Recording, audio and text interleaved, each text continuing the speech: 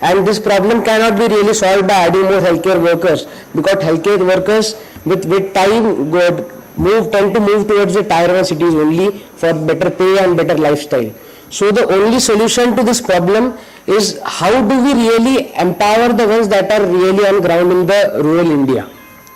And to solve that thing, we are creating Arogya AI. But in this, India's digital infrastructure, digital public infrastructure, as well as the policies are very interesting and they are very aligned at this time right now.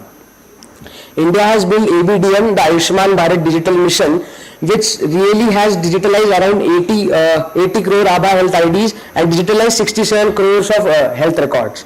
And with time, in 1 to 1.5 years, in states like Maharashtra or Tamil Nadu, the adoption of these health records, digital ABHA, will be very high.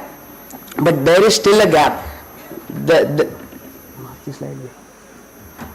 There are solutions like EKK, HEDOC, which are really doing digitization of the documents. But the gap is, if we just digitize all those documents and dump it to them on the laptop, firstly, they don't tend to use new tools. And if we give them that in digital form instead of paper, there is no use. So there is a gap, there is a need of a system that can reason over all of this data and present to the doctor. And exactly that system is Arogya AI. During our discussions with the doctors, we noticed something really interesting. Specialist setups, there are juniors and assistants that are helping the doctors. So before even you enter the cabin of the patient, you have already gone through 2 to 3 cabin of juniors where you have been done the preliminary assessment and everything. And on paper, the specialist just sees whole case and the thing that is suggested by the juniors, he just revises some things and suggests them. Our vision with Arogya AI is that one doctor plus the system that we are building with Arogya AI should be really equivalent to the reasoning capacity of entire specialist setup. Let's just see that in action.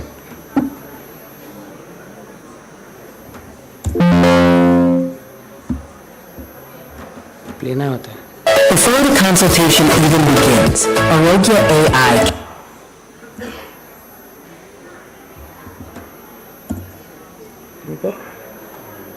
Before the consultation even begins, Arogya AI captures the patient's concern in natural language and structures it automatically, so the doctor's time is spent on decisions, not data collection. Within seconds, the doctor sees a clear clinical overview of the case. Every insight is backed by complete reasoning, evidence, and traceable sources. The doctor interacts naturally, asking questions, exploring context, and guiding the system. Prescriptions and investigations are generated instantly and delivered securely to the patient through ABDM. At first, when we showed this idea to the doctors, they were really skeptical and they thought, will this really work? But after showing this UI demonstration, they were like, if implemented correctly, then this can really solve a lot of problems that they face every single day. So Arogya is built on 3 primary pillars, that is ABDM native, SLMs and evidence-based RAG. So our system is already has ABDM integrations, and based on the consent of the patient, we plug in the data into our systems. We have specialized SLM models so that we can scale to across the country, also to the rural places of our country. So evidence-based RAG helps the system to answer based on the facts and not just on the base knowledge. So with Arogya AI, early diagnosis becomes the default, not a privilege. If preventable deaths become treatable conditions, because every doctor everywhere reasons with specialist clinical intelligence. Hence, we work for welfare for all, happiness for all. Thank you.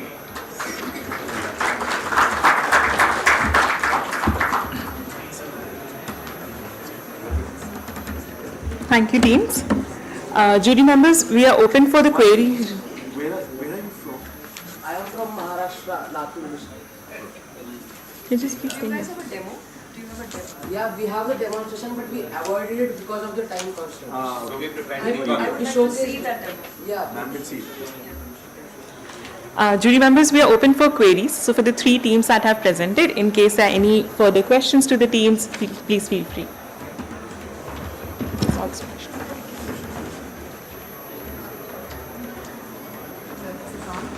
Testing, yeah. So one, phenomenal, just phenomenal to see the clarity of both the problem identification as well as the innovation that you're applying. I guess my question is for me, starting with the first presentation, Paris. Paris Bay.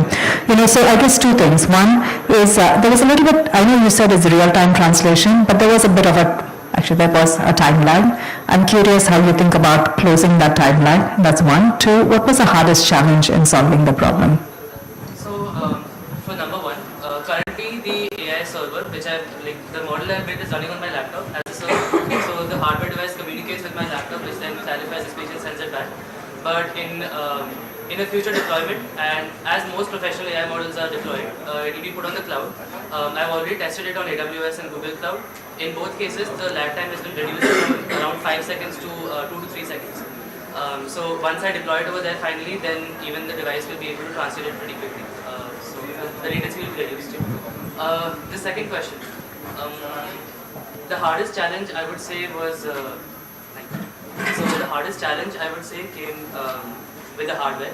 So when I went to the care centers and repeatedly tested my prototypes, the feedback I got from the patients again and again took me through all of my prototyping iterations. So I definitely spent a lot of time on that, trying to create it in a very accessible manner, so that patients, even if half their body is paralyzed, they can still use the device properly.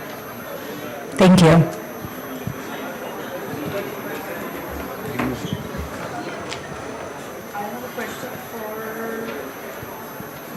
I have a question for 13788. Yeah. Just tell me about, while I understand that this is those, more equipped for doctors who are in remote areas, likely, right? That's the proposition that you've made. When they are transferring data back, what kind of associations do they have with urban centers? The interpretation of the data. So what are there any particular urban centers they're sending it back to? Are there any healthcare networks that you are trying to tap into? And what is the specific connection or understanding between them? Because what I'm really talking about is how do you bridge a connection gap, if at all one exists?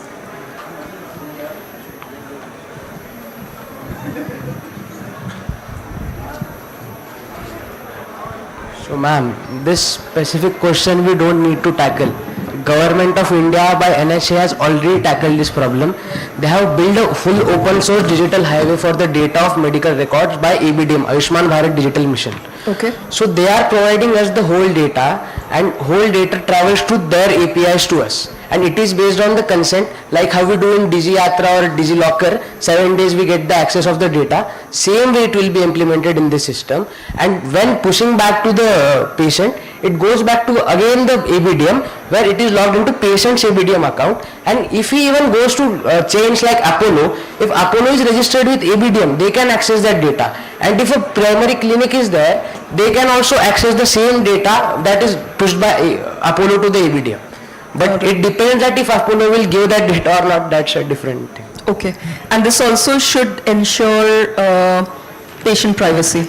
Yeah, for patient privacy, ABDM has already done something like redactions in name and all. What you get is just the primary pointers like A's, and it's like same like a case study, a textbook case study that we will get.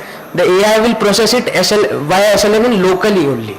So what we are planning is using frameworks like AIR LLM and all those things. It can be done on device like this. If government provides a good type of infrastructure in the hospitals, that government hospitals, it can really be deployed fully locally. So data never comes to us only. All right. Thank you. Thank you. And great presentation. All of you, all the three. Thanks a lot. Thank you. Hi, I had one question for Paraspeak. What is how varied and deep your data set is right now, what you're training it on, and how accurate is it right now?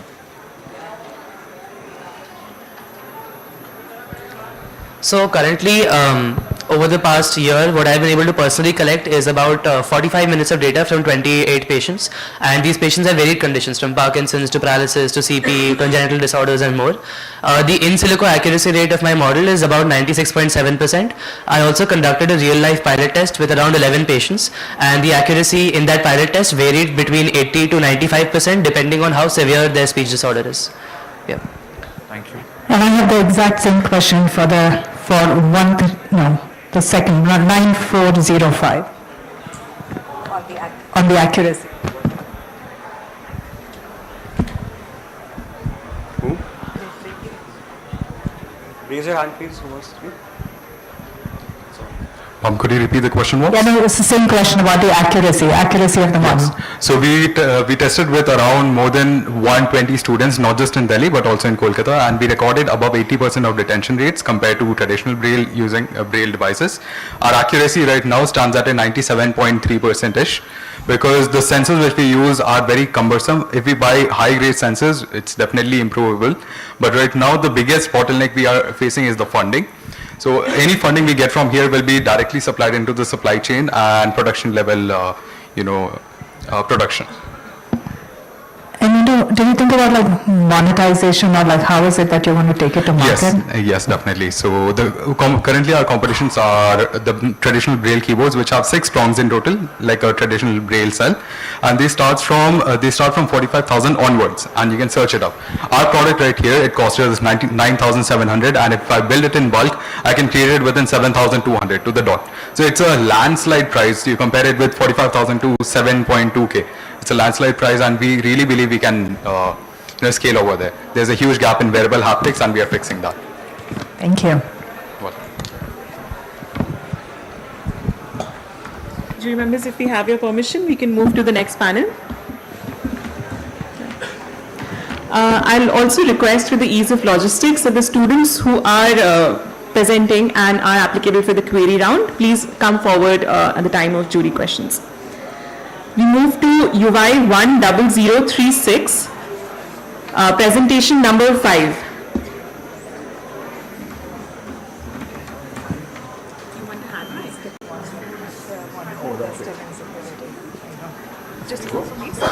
Hello.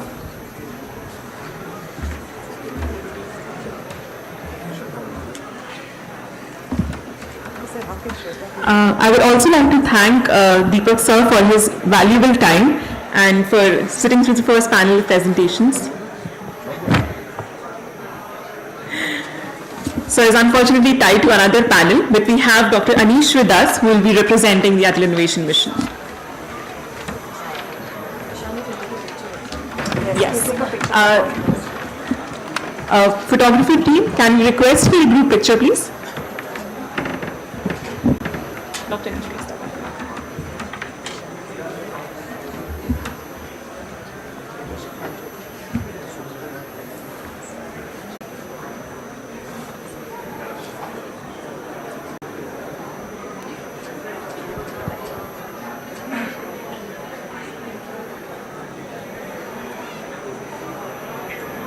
Join us for the picture. That's you.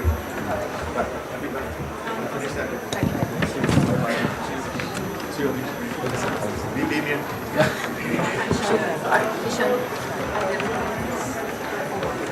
One more.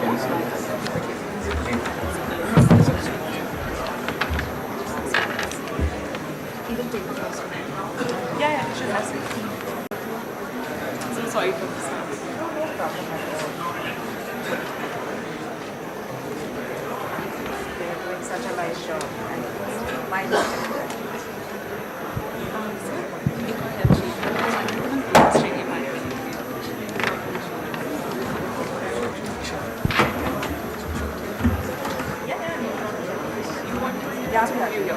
It's better to have the jury together. There's no gap.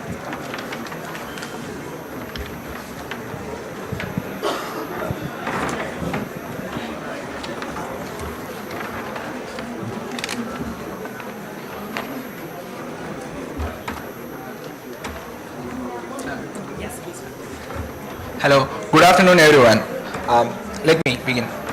There are about 910 million population in India living in rural areas, out of which 65% of the people have lack of access towards the healthcare. These people faces shortage of specialists, and so they need to travel long distance, and also they need to sacrifice their daily wages. And also they don't have proper awareness about which doctor to consult and whether the doctor will be available at the location or not. In order to provide this information, several telemedicine platforms has been introduced, but it doesn't adopted among the rural areas. And this is the exact problem we are trying to solve with our solution. Medicare is a voice-enabled AI-powered telemedicine infrastructure platform.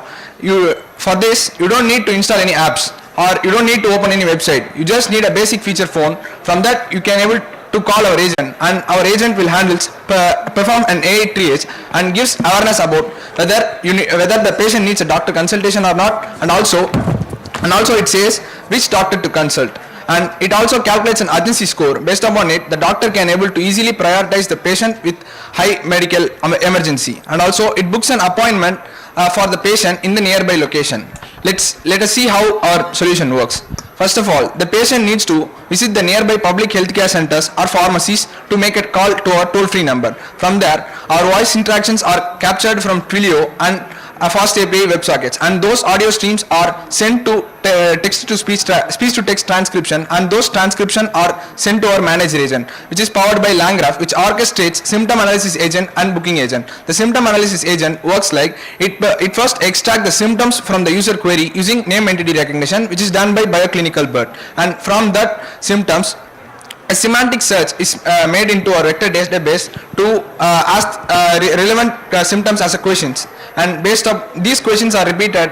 These questions are asked until and confidence in the urgency score is reached. Once the urgency score is calculated properly, the queries are redirected to the booking agent, and our booking agent will easily segregate the users whether they are having a life-threatening situation. If they are having life-threatening situation, their queries are handled to the ambulance, and for not life-threatening situation, it is handled in a smart priority queue, in which the patients are arranged in the order of their medical severity.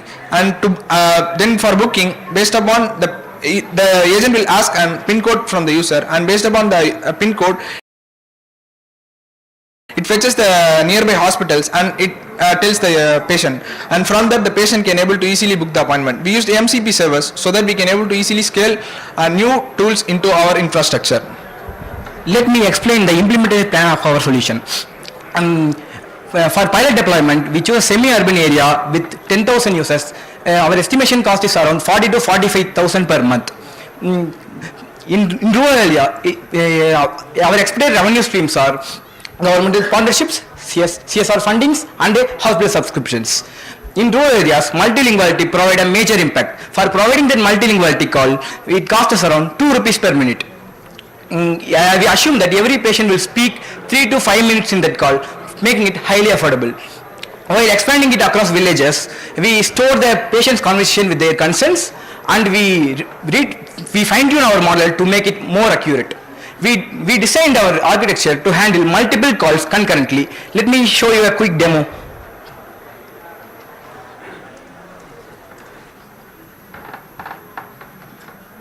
You can remove the message. Hi, I would like to book an appointment with the doctor.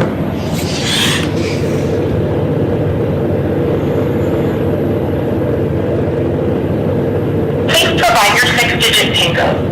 612004.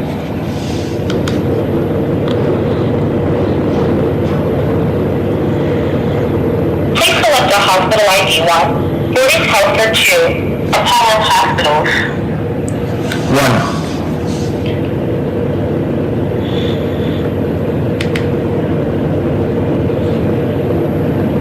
What date would you like to book for?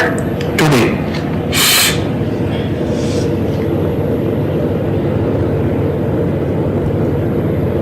To confirm booking for hospital 1 on 2026-0216, say yes. Yes.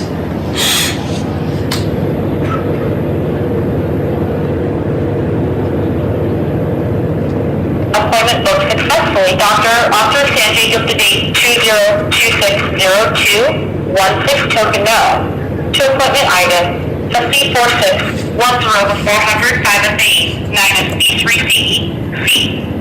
As we can see that the patient can able to easily book the appointment and it is reflected into the doctor dashboard. Thank you.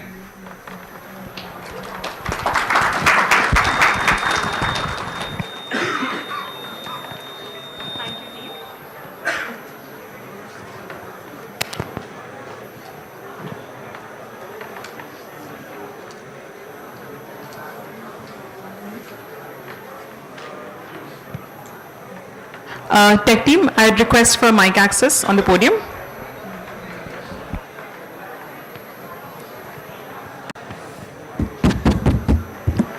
Thank you, Aniket. Jury members, we now move to the next presentation, UI 23266. This is our young team from Thailand.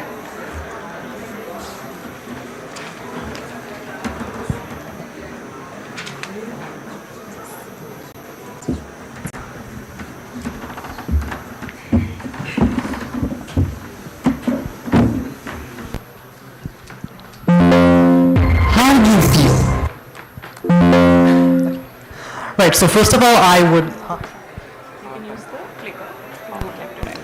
You don't touch the screen. Sure. This is your presentation, right? Yep.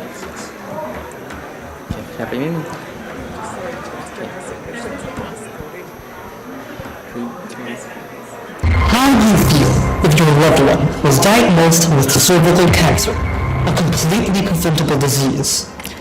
It's so sad that globally, over 300,000 women die each year. Why? Because women must wait up to 6 months, causing late prevention, leading to cancer and death. Yes, because cancer never waits. Cytoscan Z is the first innovation that protects your mother, sister, and loved ones from cervical cancer. That was a short video of the summary of our problem and solution. Right, so we tested our system at 2 cancer centers in Thailand, which works in 3 simple steps. First of all, a psychologist inserts a slide into a Our Sigma eyepiece takes a picture of all the cells in the slide and uploads them into the website for another psychologist and the AI to do the analysis. Now, if the results are normal, the process ends immediately. Here is a video of us interviewing a negative patient. Now, if the case is abnormal, the case will be forwarded to a pathologist who then completes the diagnosis. Right, so as you can see here, our system has already completed the diagnosis, but the old system, the case still hasn't reached the first cytologist yet. From 6 months of waiting, women can receive the results in 1 day, which means they can have a chance to start treatment immediately. Right, so Cytoscan Z is fully scalable to over 162 countries because it uses an international data set. And we have also tested our system at 2 cancer centers in Thailand, and our workflow aligns with the WHO's goals and standards. Right now, our system has been copyrighted and patented, and has received support from both government institutions and businesses. And next, we plan to scale our system to be able to diagnose HPV-related cancers other than cervical cancer. And we also have a business plan that was created by discussing with the Northern Cancer Center in Thailand in order to reach 162 countries. And here is a video that shows our full expansion plan. First, we went to the Northern Cancer Center in Thailand to test and deploy our system.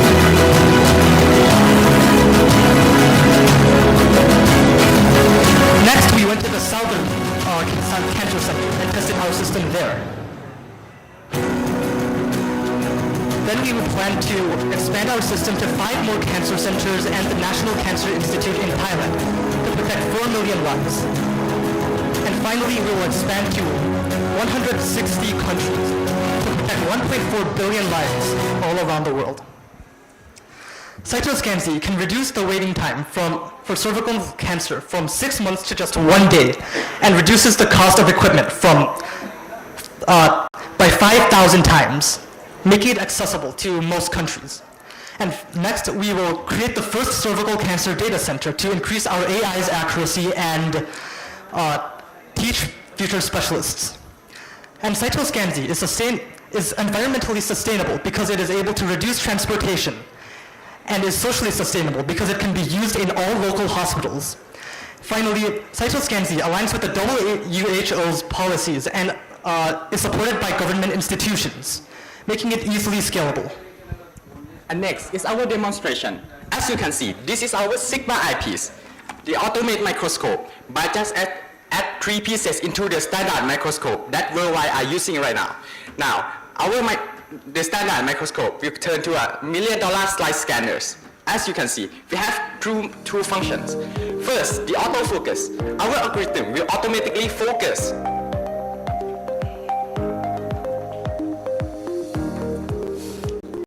It will analyze the image, and now it will send a signal to the motors. And next is capture.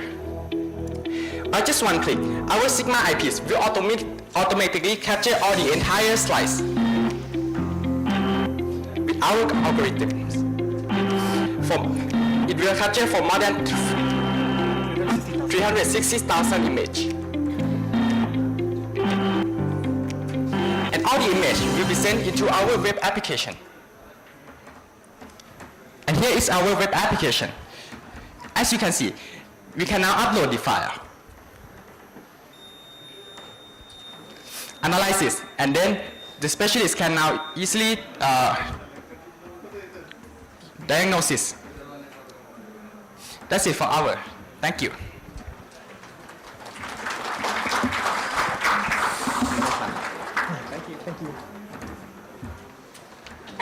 Thank you, team. I'll request.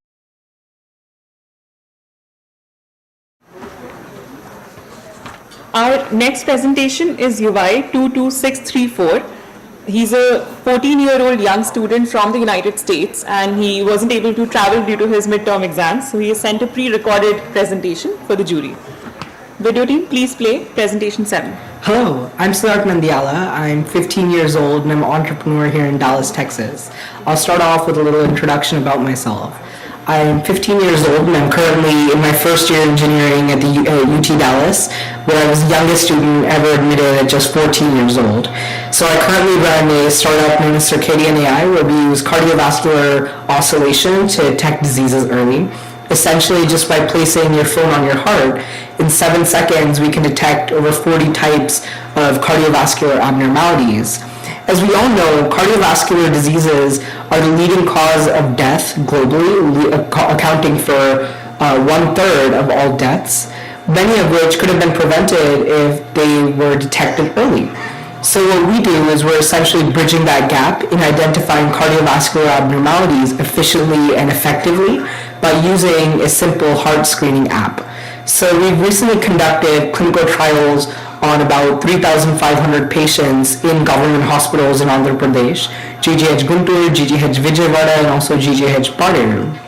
And we did a double-blinded study where patients were randomly sent in who were high risk, who were normal patients, healthy patients, and also patients who were previously diagnosed with cardiovascular abnormalities. And we screened them all. Whoever was flagged as abnormal were immediately sent for a protocol designed by the Department of Medical Education, where they were sent for ECG, 2D echo, and then also cardiologist review. And also a random sample of healthy patients also went through the same protocol to evaluate the efficacy and the accuracy of the tool efficiently. So this led to us understanding how impactful this would be in low resource environments and also in extremely high volume environments. So in our testing, we found that this tool would be extremely useful in doing it in primary healthcare centers or providing it to nurses in government hospitals or in high volume settings, because just in 7 seconds using an iPhone we can detect various types of cardiovascular abnormalities. So this tool is incredibly scalable in what it is because it's just a software that's running on an iPhone, and the only technology that it needs to run is an iPhone itself and the microphone on an iPhone. So it's incredibly scalable, and it's incredibly useful in being able to identify cardiovascular abnormalities early, which is what we're really trying to do here at Circadian AI. So here's a quick demo of the app on an iPhone. So all you do is you take it and you place it on your chest like this, and then you record it for 7 seconds.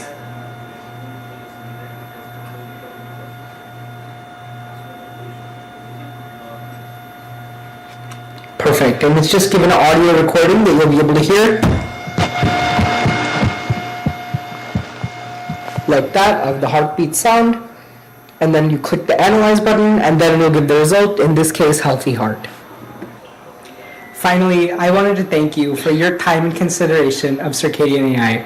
We're building the future of heart health technology, one heartbeat at a time. Before I end off my presentation, I wanted to give my sincere thankfulness for the jury and their consideration of Circadian AI. I wanted to apologize for not being able to be there in New Delhi right now today presenting live in front of you. Unfortunately, because I am in college at just 15 years old, it does come with its own unique constraints and challenges. Currently, I am in the process of studying and doing my midterm exams in my college, so it becomes a little bit difficult to travel to New Delhi at this time. However, I am very happy that I've had an opportunity to participate in this challenge, and I hope to bring Circadian AI into the use case of innovations and integrations in hospitals, primary healthcare centers around the globe. Thank you.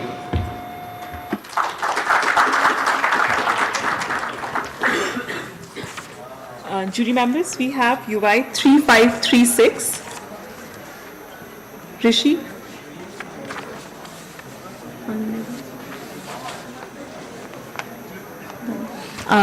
Is team 3536 in the hall? Are you ready to present, or would you like to present later? Okay, no worries.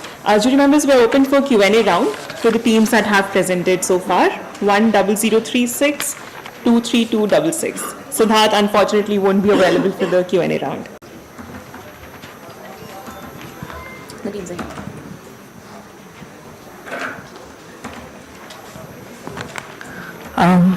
Okay, I can go first. So for the team that was doing the cyto scan, I guess my big question that I did not really understand through your presentation is, what is your innovation, right? Like, what are you doing differently than others in the space? So basically we have a completely full system, while other commercial scanners or alternatives, they just merely scan slides. But for us, we have a system from image collection and cell imaging to AI analysis and sending it and transportation. Right. So, yes. What prevents the others who are in the space and already solving it from doing the same thing that you are doing?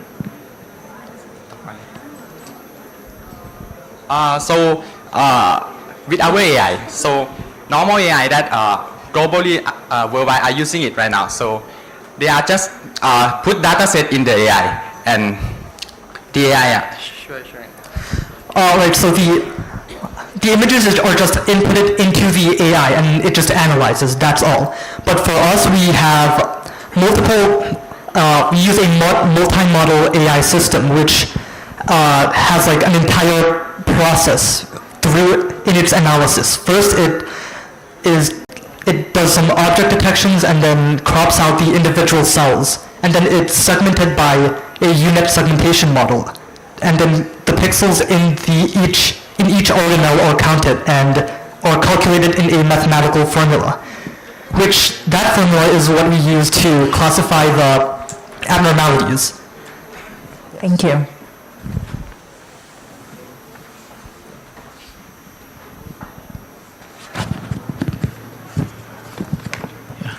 So I have a question to this 10036. You're here, okay. So the question is, so who are your target, these customers or beneficiaries? And do you think how feasible is it for the rural people to adopt this technology? Yes. Sir, this is for actually rural patients. and rural patients. I have brought up in rural areas, so I saw many rural peoples can't able to access the modern platforms. So my idea is to using their tech itself, what are the technology they are using, from to it we are bridging into modern infrastructure, so that they can able to easily access our services through mobile phone. But the question is, how do you think is it feasible for them to adapt this technology? They just need to call and our agent will take care of their queries, and they can able to it's like a communication with a health worker, like that only. Okay. Are there any language barriers you're anticipating? Yes ma'am, currently we have created for English only, and also we are adopting for multilingual support, so that the rural patient can able to easily access. So basically, see, when we talk about rural India and we talk about reach in rural India, we are talking about a massive country, many dialects, many languages, right? So that's an added complexity in this. So keeping that in mind, if I were to compare it with, let's say Manipal Hospital, they use an app for booking. It's a very simple app. All you need is you download the app and you know, they ask for an OTP, you do that, that's about it, and you choose the doctor that you want to meet. So the question is, would that interactivity be easier or would this be easier?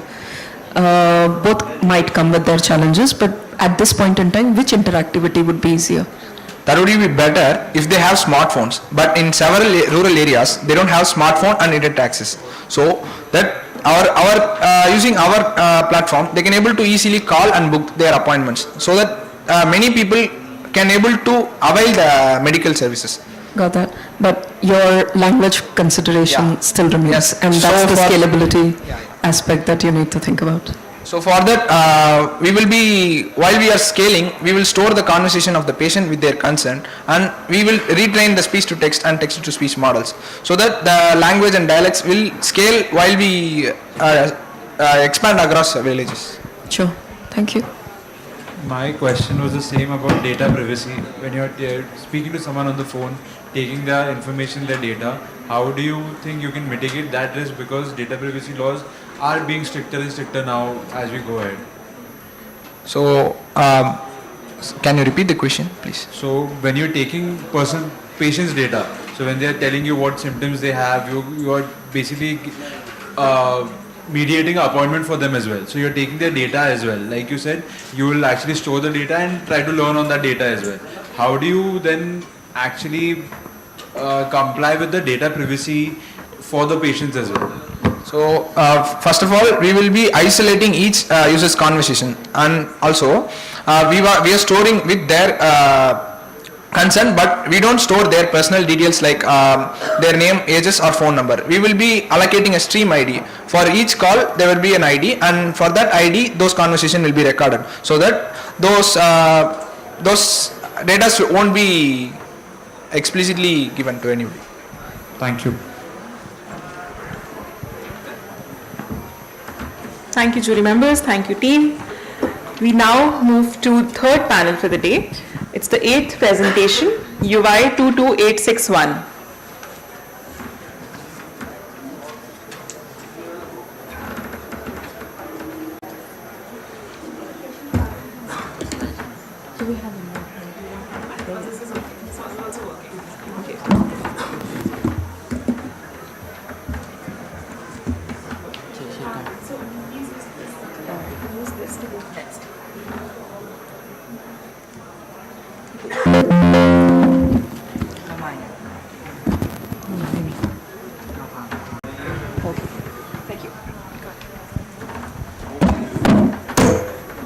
Hi judges, do you ever hear about malaria? Malaria is a disease that kills one life every 50 seconds. Why? Why can't we eliminate malaria yet? It's a question in my head. The problem because one, right now we always react instead of prevent. Example, NASA system, they're using statistic data that not real time. With the big scale of province scale, that make the system of preventing is not accurate and cannot use in the real field. That's why the world needs Malatrack, the first ever forecasting that is solution one, that forecast malaria before the epidemic. And two, the problem of right now, because in rural area, we have only these two, RDT, rapid test kit, that can only assess the rural area. But the problem is, malaria is the disease that have different of species, all 5 species, and all 5 species have a difference of treatment. So that's why the positive or negative result, it's not have any meaning in there. So that's why we have to create the first portable microscope with diagnosis AI. X-scope rapid site 2 with Malasite will change and break through this. And this is the video of our innovation solution. The audio sound, please.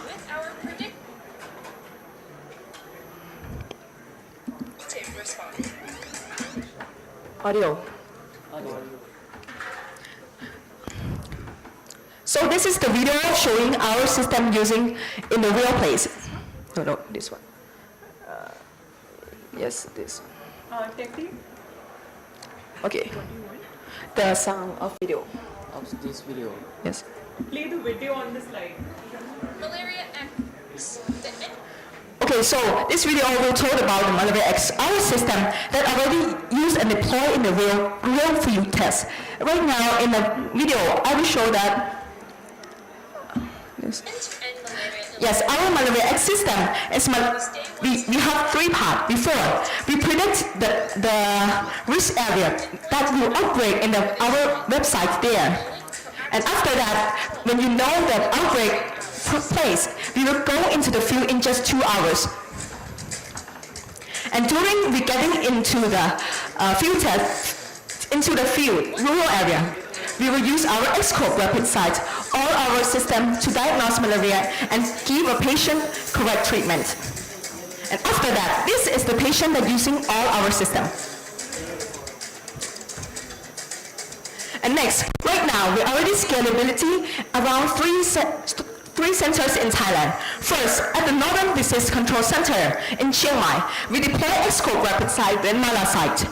And next, 2 weeks, we go to Thar province, Thailand, to test all our system there. And after that, we go to the southern part of Thailand to diagnose and test our system with a special case of malaria there. So that's why right now we already deployed to around 10 centers in Thailand. In 3 months, we already take care about 260 cases of patients. And for sustainable, Malaria X, it's not just the best innovation, because Malaria X no need to use experts or the specialists, because all our system can use by just normal people like you. All of you guys can use our system by just training in 1 day. You can be like specialists in the rural area. That's why people in the rural area can get the correct treatment and like having the experts in their place and can access all of the gold standard treatment. And next is our demonstrator. I will show you our website of using our MalaTrack system. In this, you will see that this is the screen of our officers' centers. Hey, we'll see. The first step, scenario 1. When the place in the map have the outbreaks, it will alert to the system. When it alerts, it will show the screen that how to adjust at that place. Because our simulations will recommend how to adjust the place outbreak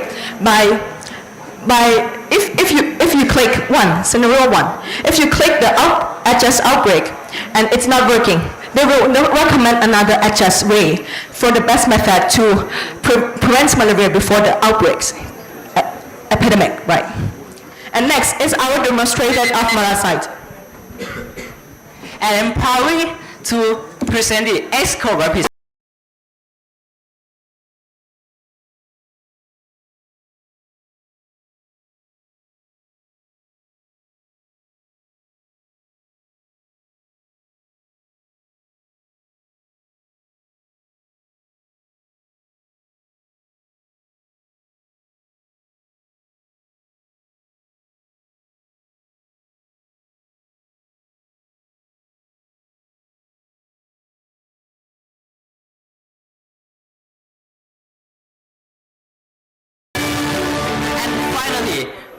X, don't leave someone behind. We detect to protect. Zero Maria, start now. Thank you.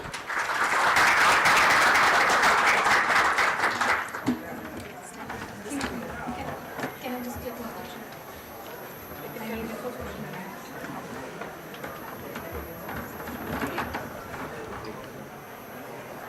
Expert. Thank you. Thank you. Thank you, team, for your enthusiastic presentation. We move to the 9th presentation for the day, UI 13482. Jury members, this is UI 13482.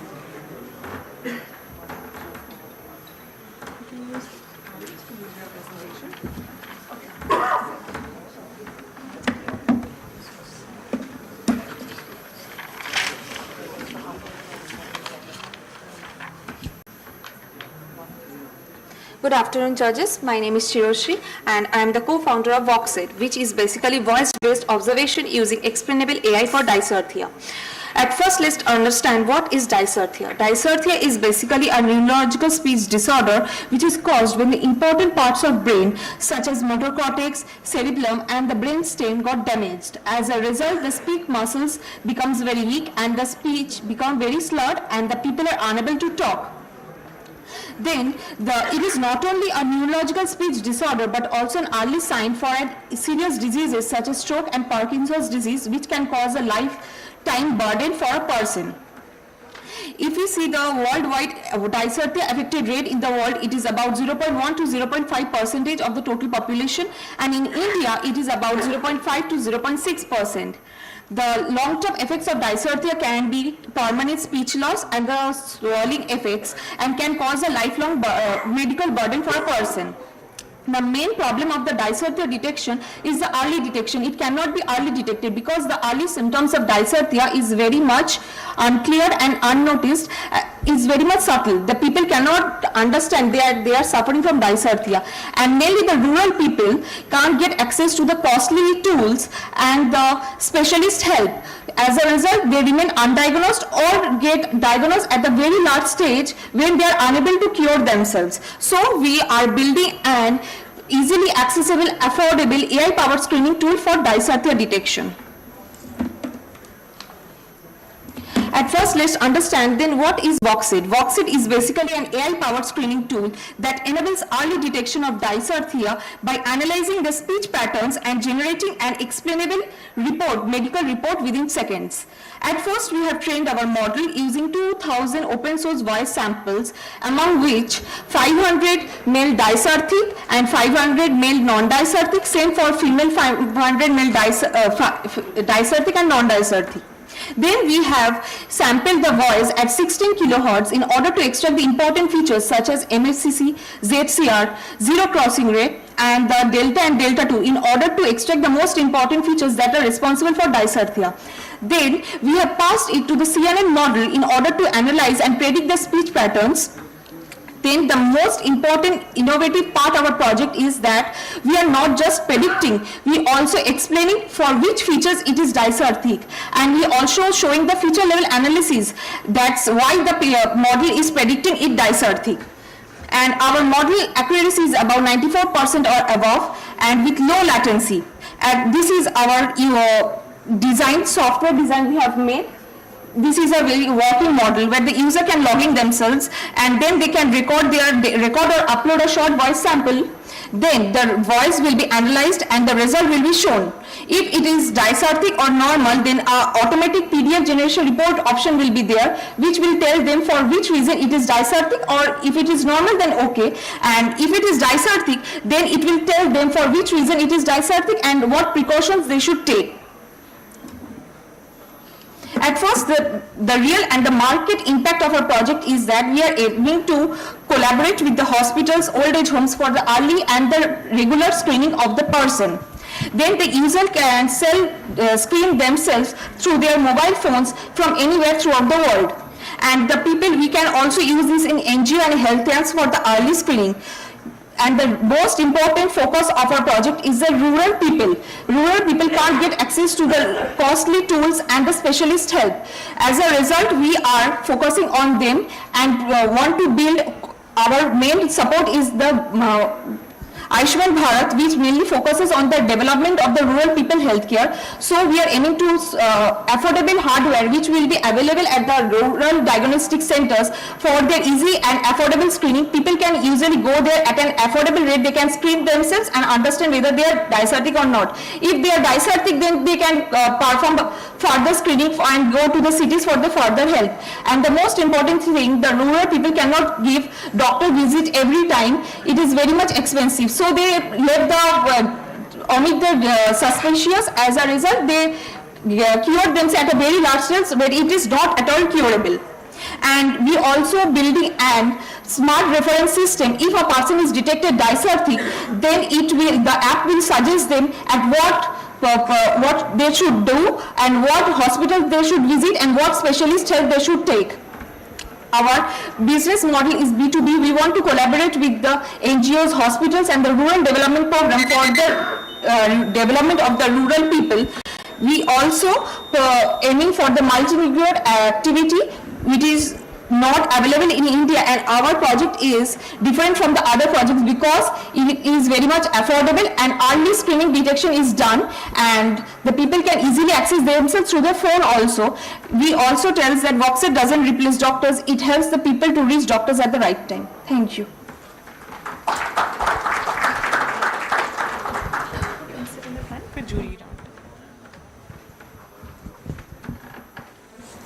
Thank you, team. We now move to the 10th presentation for the day, UI 21582. Yeah. Oh, is that okay?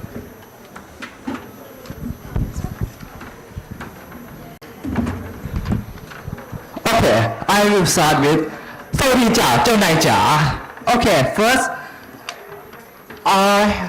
so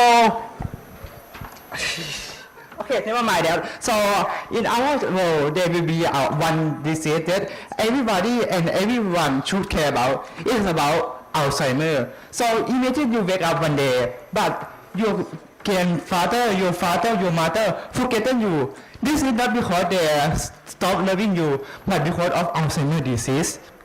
And you know what? Alzheimer disease already killed 1.8 million people a year. That's a big number. And this comes with three major problems. One is Alzheimer disease will be 139 million people by 2015. And two, lack of doctor. One specialist has to carry about 375 patients. And three, for diagnosis and treatment, it's cost over 100,000 US dollar. So Alzheimer has different states and each state need different treatment. So as you can see, in early stage, Alzheimer didn't show up and can be seen. So Index created the first ever AI model to convert video to screening. And in the first stage and to middle stage, Index created the first ever sonography therapy VR headset that you can buy it a bit under $50 and that's simulate the VR that help you.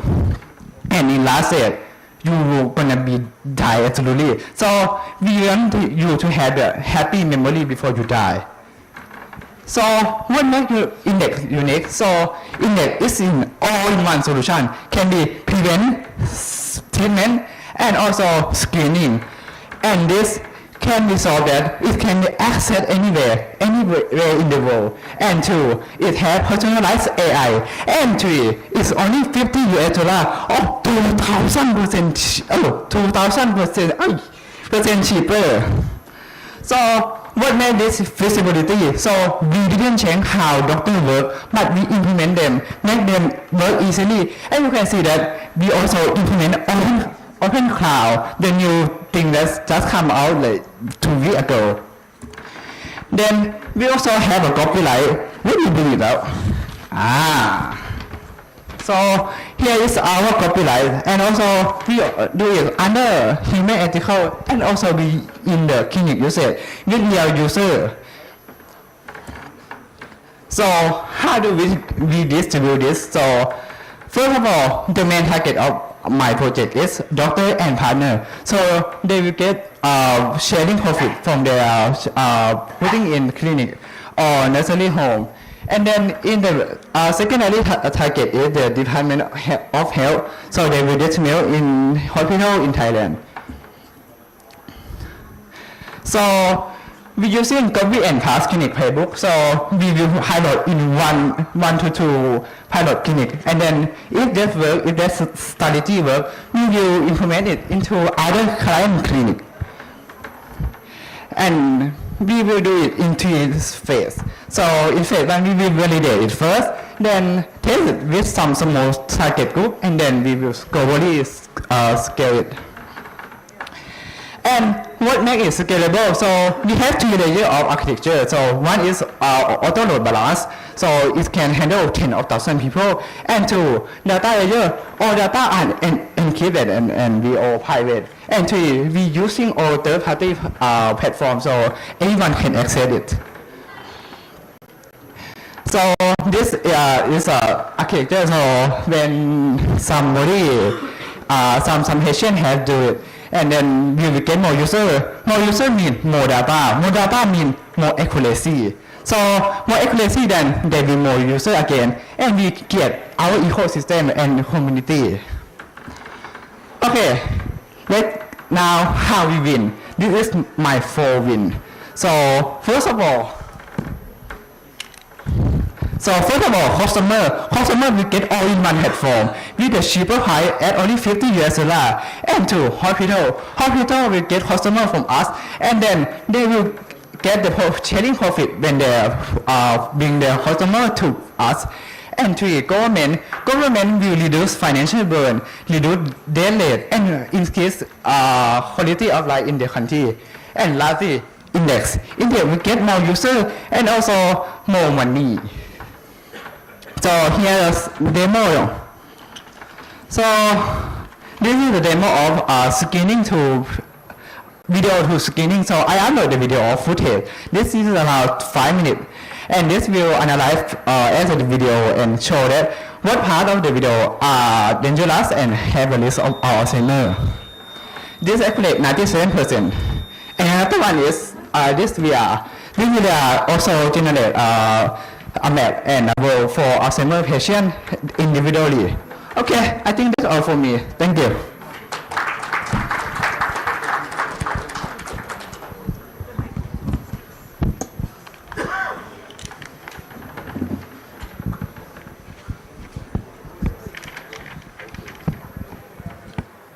Thank you, teams. Judges, we are open for queries for UI 2361, 13482, and 2582. The teams are seated on the right.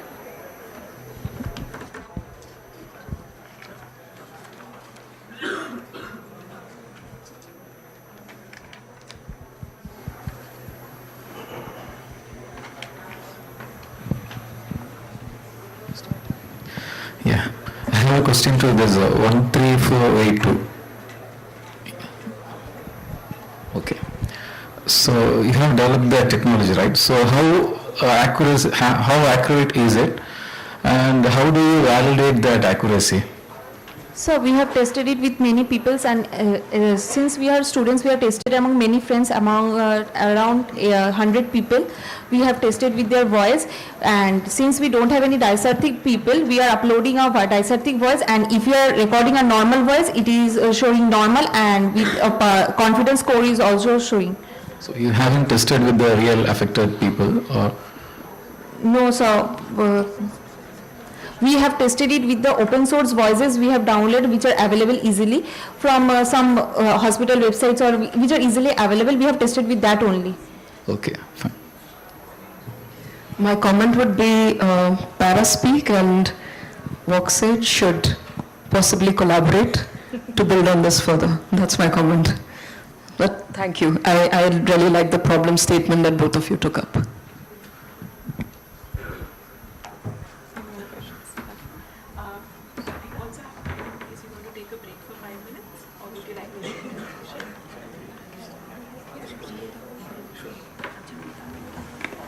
And thank you to all the 3 teams who presented. Teams, we'll be taking a 5-minute break with the jury members, and then we'll be back again for the 11th presentation. Thank you. I'll request all the guests who are keen to see more student presentations to stay in the room, and please be back in the next 5 minutes.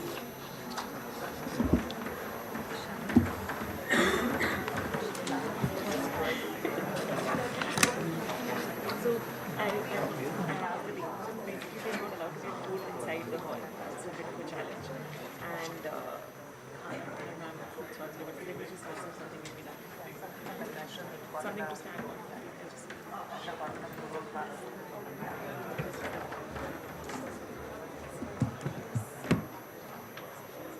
Oh my God, this is going to be a hard challenge.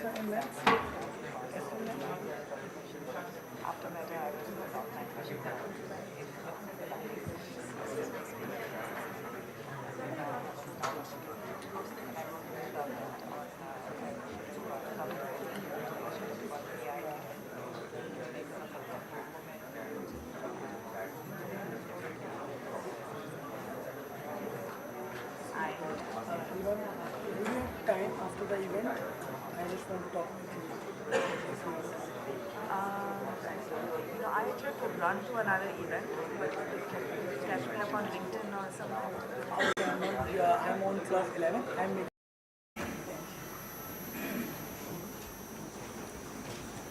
Audio tech check would be really helpful. It's here. It's not presenting. Okay, it's here. Take it. Audio काम कर रहे हैं? Audio काम. Thank you. I can take the mic? Okay.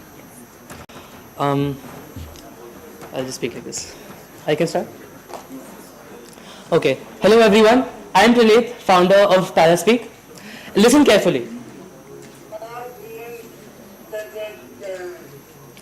Okay. So the audio was only on the laptop in this case? Or? We'll wait. No worry. We'll wait? Thank you.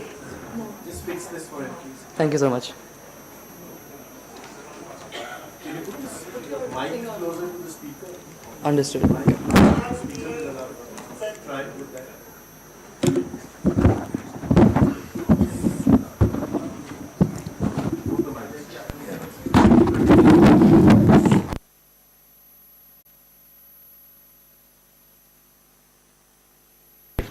The PPT has closed. Just try it once or twice. That's alright. I also brought some speakers in case that would be a problem.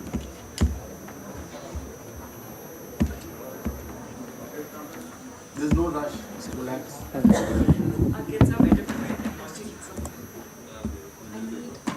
अगला दवाई आ जाए.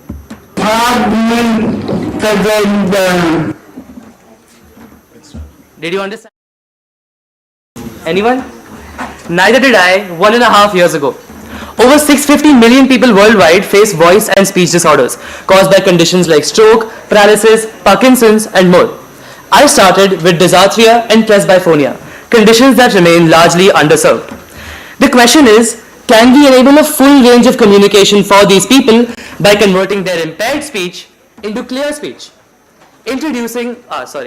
Existing solutions are speaker dependent, English only, and inaccessible to those who need them most in both cost and form factor. Introducing Paraspeak, a pocket-sized device that can convert impaired speech into clear speech on a real-time basis. Remember the voice in the beginning? That person had dysarthria, a devastating motor speech disorder causing slurred speech. Let's hear what they were actually trying to say.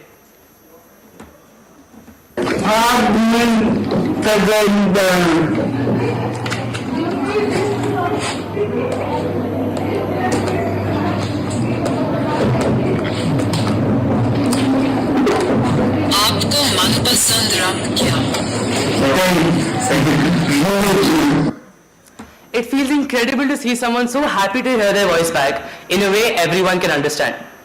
So, how does it work? Press the button and speak. The speech is then processed by advanced cloud-based AI models. Building these models was a long journey, from collecting the largest database of Hindi desatric or slurred speech to creating a high-accuracy framework that works even with limited data. Then, clear speech is played back on a near real-time basis. This framework is patent pending, and Paraspeak is trademark pending. But there's more. My goal is to scale Paraspeak across many kinds of voice and speech disorders. Here's another demo with the same tech. This time, a patient with presbyphonia, where the voice weakens with age.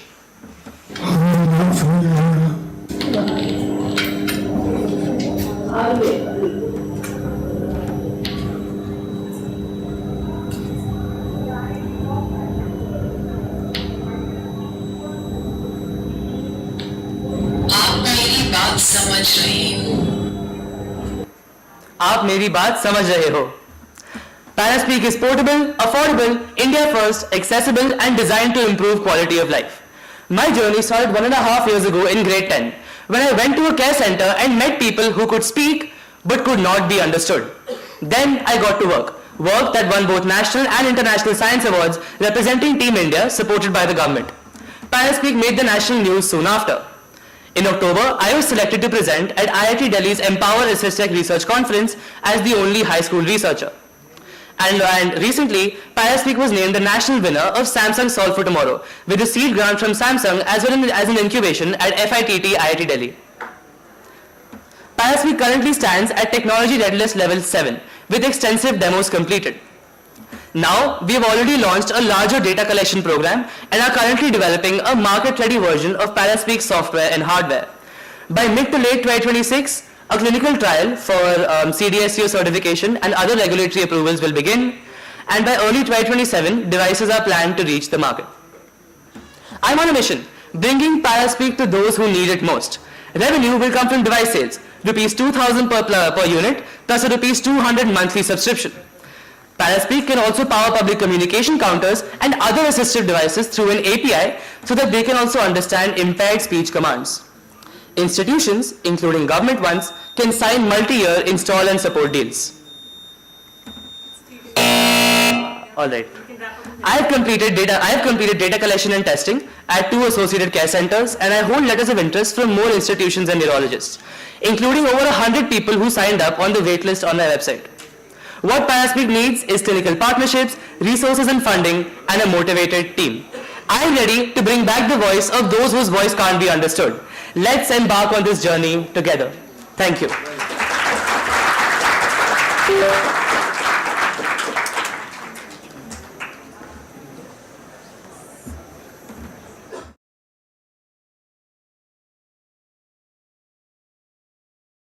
For the entire panel, post 3 presentations. I now invite UI 9405 team to make the second presentation.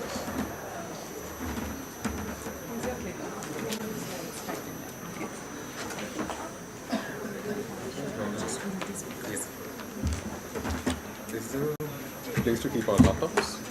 Or no? I don't think there is. I don't think there is. You need that? I'll just keep it here. I would need it for the presentation.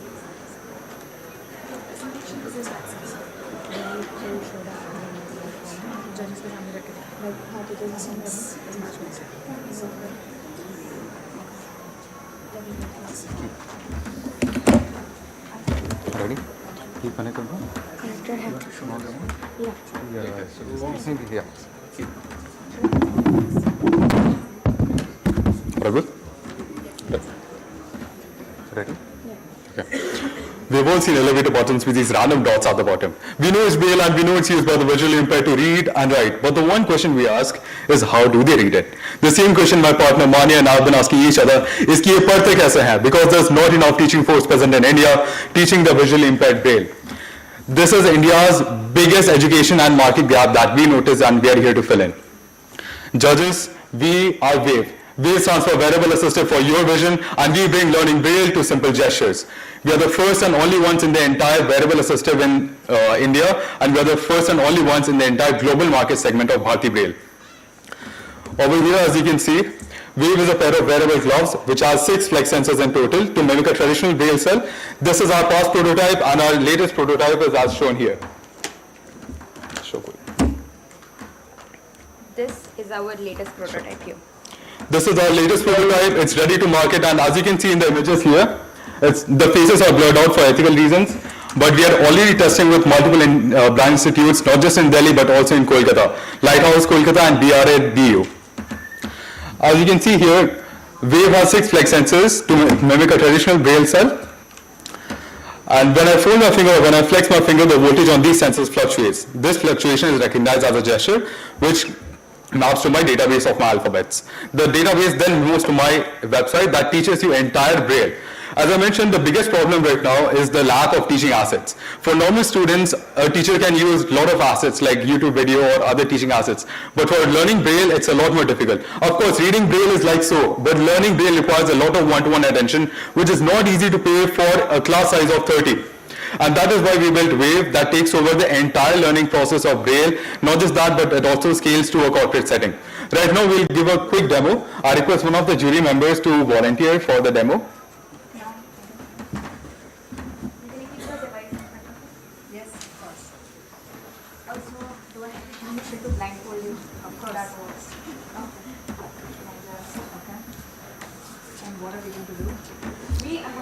As we prepare our esteemed jury member for the demo, I'd like to add that we have successfully filed our design and utility patent for India, and we are also building a Japanese Braille prototype with collaboration with the Japanese government for Japanese Braille.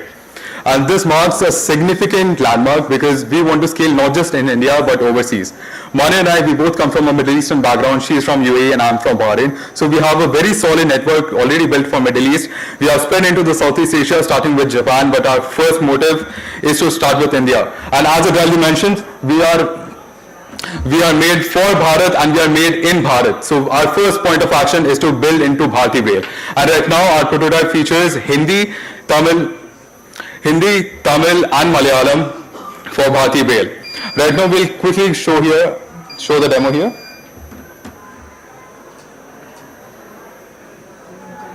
Yes. Trust. All you have to do is listen to the interface and do what it says. Okay?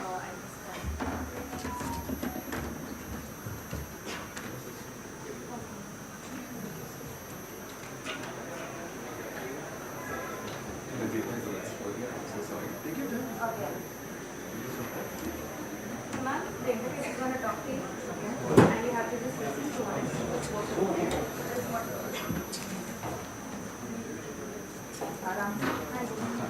No problem. What about that? Okay, now just keep it straight. Can you just close it down?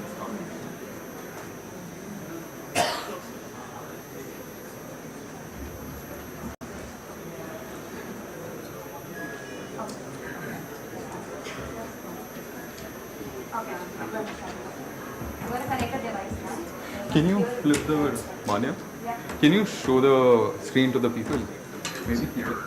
That will be possible after Possible? Okay. So, oh yeah, that's the demo, yeah? Okay, I'll just wrap up. Please select your language. Say English or Hindi.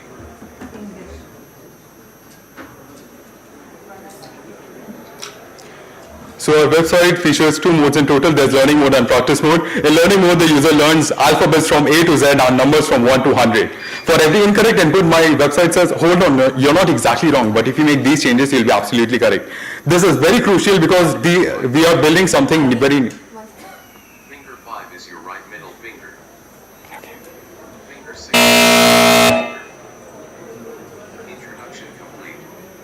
Your input will only be recorded after the 2 trigger beeps. We'll start with learning mode for letters A through Z. For A, bold 1. So, Now that you've heard of me, finger 3 I just want you to go ahead and hold that. Exactly. Yes, just make it.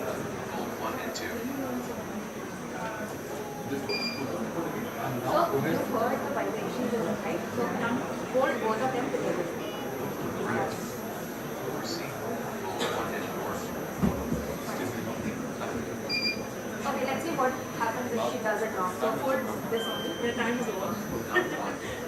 But finish your demonstration. Okay, so now when she did it wrong, if you tell me that it's wrong, we're going to do it again. So let's say what the second word is. Let's go to practice mode.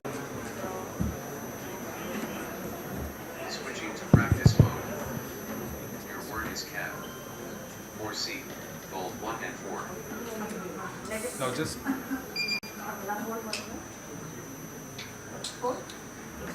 so now we are showing a quick demo of our product.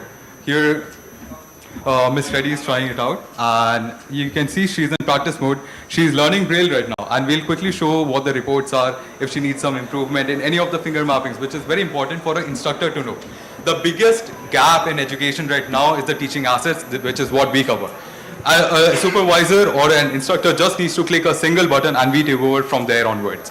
We teach, we give feedback, and the entire model is voice control. So you can give a voice command saying stop, start, or how am I doing, and it gives you a complete feedback of how you're doing and where exactly can you improve. Not just that, but it generates a complete comprehensive review of how you performed, where your mistakes lie, and where can you actually improve for the instructor to tell कि हाँ मेरे बच्चे को यहाँ पे दिक्कत हो रही है. This is the best feature so far for the teacher's perspective, and we received a very good response from the teachers around. The BRADU and the Lighthouse in Kolkata, they are very eager to use our product, and we are already receiving orders for them. And I think Just to show the judges, we've also added a Hindi, so to add the Bharati.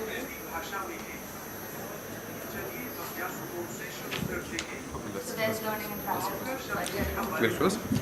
when one sense is sabotaged, your other senses are enhanced. When your sense of vision is sabotaged, your sense of hearing, your sense of touch, and your ability of speech is enhanced. The same is utilized here as well. Your sense of hearing is utilized by adding a buzzer and an interface that talks to you constantly. Your sense of touch is utilized by adding a glove that gives you complete authority of control, and button vibrators that beep to nudge you using haptics. And lastly, your ability of speech is utilized by giving you a complete freedom of speech with the interface. You can speak in your mother tongue and it responds back to you. So this was Wave, and we are happy to announce that we have already filed our patent successfully, and we are building a prototype in Japanese Braille as well. Thank you.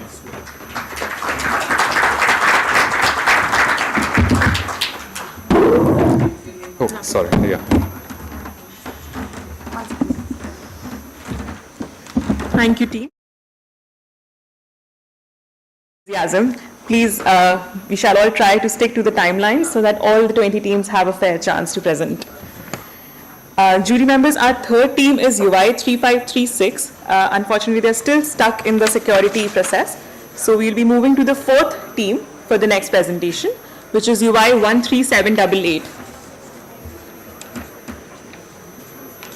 Technical team, please play the fourth presentation. 13788.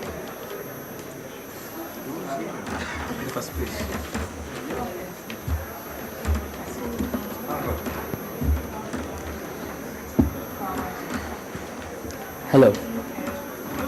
Am I audible? Yeah. Okay. Good afternoon all. Myself Aniket Karkelikar, and this is my teammate Nikhil Hegde. Imagine a consultation with your doctor where doctor is focusing directly on your patient. He's chatting with you, he's talking to you, he's reasoning well, and not going through all the documents that you are presenting to him, looking for the information that is specific to you. It's not just about imagination. That's what Arogya literally enables. So before understanding how it really works, let's understand the problem and the gap that is there. Today, the clinical expertise in the India is heavily concentrated in the metro cities. What remains in rural India is just a single doctor clinic where he has to manage everything from taking the notes to prescribing the medicines. But that creates multiple challenges. The doctor to ratio in the rural India is very high, and that gives us very less time for the doctor to talk with the patient. It's about 1 to 2 minutes. So what happens is doctor has to just react to whatever the patient is telling.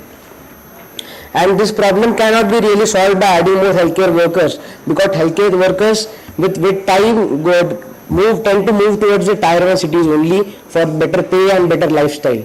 So the only solution to this problem is how do we really empower the ones that are really on ground in the rural India.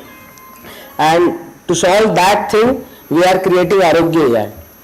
But in this, India's digital infrastructure, digital public infrastructure, as well as the policies are very interesting and they are very aligned at this time right now.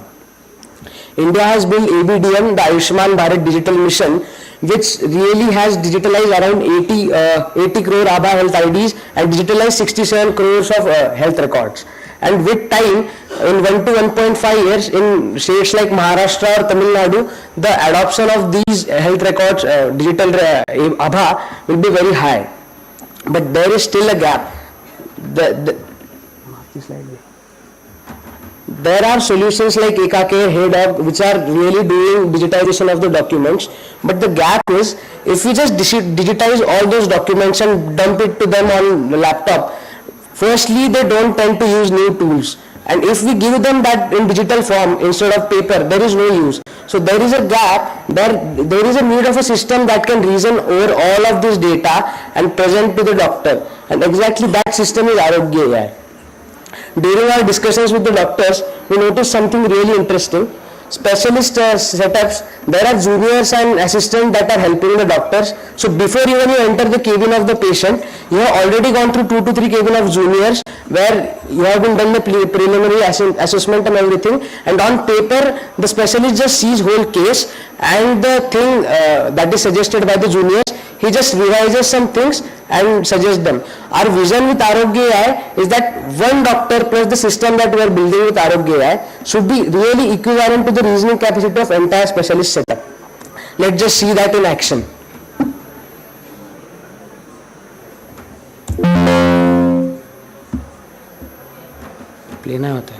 Before the consultation even begins, Arogya AI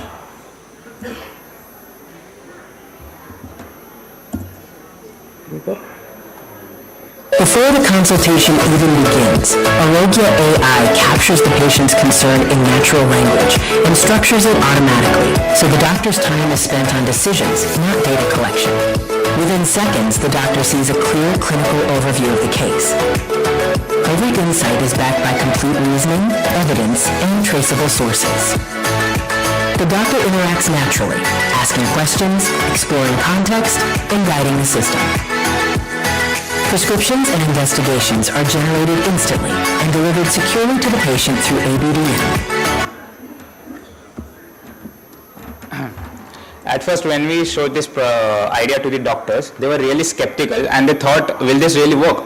But after showing this UI demonstration, they were like, if implemented correctly, then this can really solve a lot of problems that they face every single day. So, Arogya is built on 3 primary pillars, that is ABDM native, SLMs and evidence-based RAG. So our system is already has ABDM integrations, and based on the consent of the patient, we plug in the data into our systems. We have specialized SLM models so that we can scale to across the country, also to the rural places of our country. So evidence-based RAG helps the system to answer based on the facts and not just on the base knowledge. So with Arogya AI, early diagnosis becomes the default, not a privilege. If preventable deaths become treatable conditions, because every doctor everywhere reasons with specialist level clinical intelligence. Hence, we work for welfare for all, happiness for all. Thank you.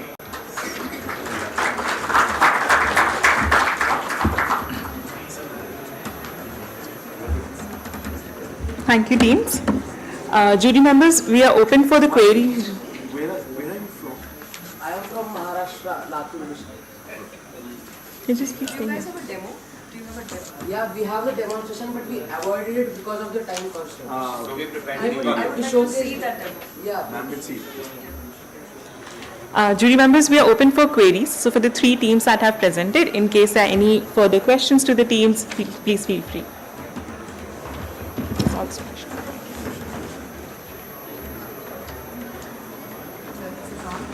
Testing, yeah. So one phenomenal, just phenomenal to see the clarity of both the problem identification as well as the innovation that you're applying. I guess my question is for me, starting with the first presentation, Paris. Paris Way. So I guess two things. One is there was a little bit, I know you said it's real-time translation, but there was a bit of there was a time lag. I'm curious how you think about closing that time lag. That's one. Two, what was the hardest challenge in solving the problem?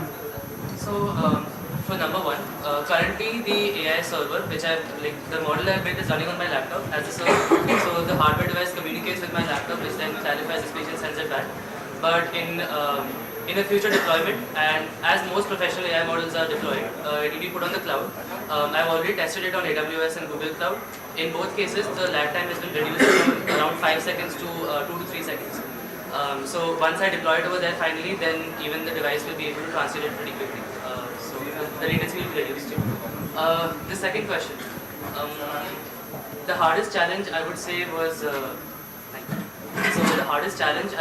came with the hardware. So when I went to the care centers and repeatedly tested my prototypes, the feedback I got from the patients again and again took me through all of my iterations. So I definitely spent a lot of time on that, trying to create it in a very accessible manner, so that patients, even if half their body is paralyzed, they can still use the device properly. Thank you.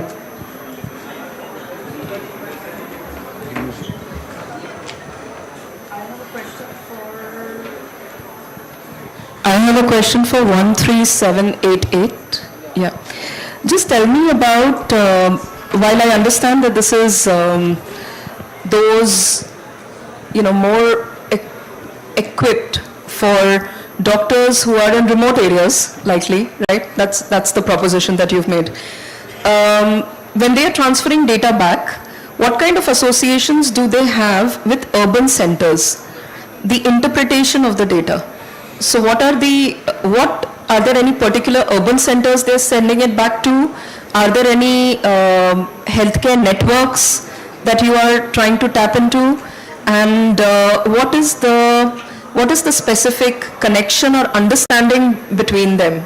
Because what I'm really talking about is how do you bridge a connection gap, if at all one exists?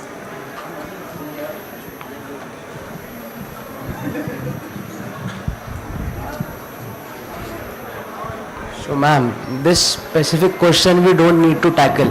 Government of India by NHA has already tackled this problem. They have built a full open source digital highway for the data of medical records by ABDM, Ayushman Bharat Digital Mission.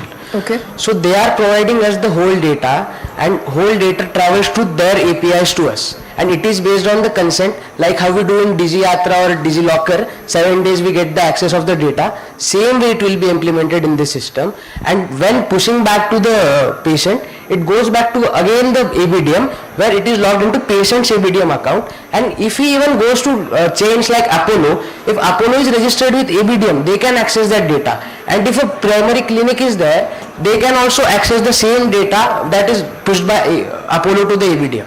But it depends that if Apollo will give that data or not.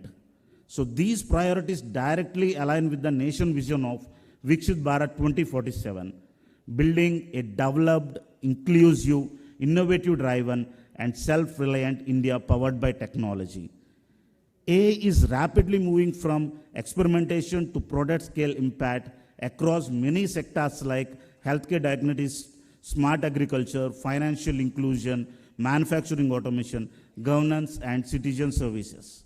The focus is no longer can we build AI. The focus now is how do we scale AI responsibly and effectively for national resilience. Today's session will explore exactly that, how AI can drive innovation at scale, improve operational efficiency, and support India's journey towards a resilient, future-ready economy in line with the values of Viksit Bharat 2047. To set the context for this important discussion, we now move to our keynote session.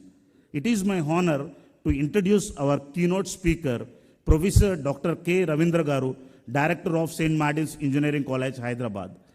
Professor Dr. K. Ravindra sir is a gold medalist from IIT Roorkee.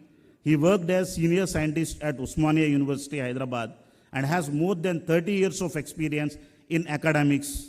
He is a visionary leader who led many engineering colleges in various leadership roles, like he was the principal for many colleges, dean, director, and helping innovation and research for students throughout all the engineering colleges. He has been at the forefront of AI innovation and has contributed significantly to driving real-world transformation through technology. We are eager to hear insights on how AI is shaping industries, governance, and national development at scale from you, sir. I request Professor Dr. K. Ravindra Garu to come on to the dais and kindly deliver the keynote address.